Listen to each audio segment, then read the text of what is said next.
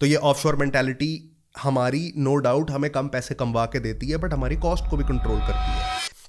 कि PKR team USD dream, यही है ना। Let's be honest with each other. अगर हम अपवर्क पे काम कर रहे हैं, फाइवर पे काम कर रहे हैं, हम उतने प्रॉफिटेबल ना हो अगर हम ऑफशोर ना बैठे हों। तो ये ऑफशोर मेंटालिटी हमारी नो डाउट हमें कम पैसे कमवा के देती है, बट हमारी कॉस्ट को भी कंट्रोल करती है।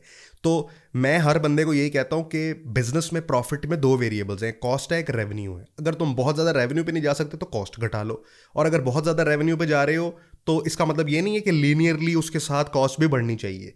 कॉस्ट घटाना भी तो प्रॉफिट को बढ़ाएगा ही ना, मैक्सिमाइज ऑफ द फंक्शन करना है। तो रेवेन्यू बहुत ज़्यादा नहीं है तो कॉस्ट कम है, तो हमें ऑफशोर होने में PKR ड्रीम और PKR टीम और USD टीम का हमें फ़ायदा ये है कि हमारी कॉस्टें बहुत कम है। यही अगर हमें इस पे गोरे रिसोर्स रखने पड़े तो हमें 3x 4x महंगे पड़ेंगे, और इसी वजह से हमें कम पैसे मिलते हैं लेकिन वॉल्यूम में मिलते हैं। ठीक है, ये तो हमारा बेसिक कॉन्सेप्ट है। ये बातें प्रैक्टिकल इसलिए नहीं है क्योंकि आप SaaS के बारे में अगर सोच रहे हैं तो तभी सोच रहे हैं जब आपकी जेब में पैसे हैं। जब आप डेवलपर खुद हैं भी तो फिर आप बिजी हैं और आप पैसे कमा रहे हैं और वो पैसे साइड पे होते जा रहे हैं, और उस बचे हुए पैसों में से आपने कुछ ना कुछ निकाल के उस तरफ डालने हैं।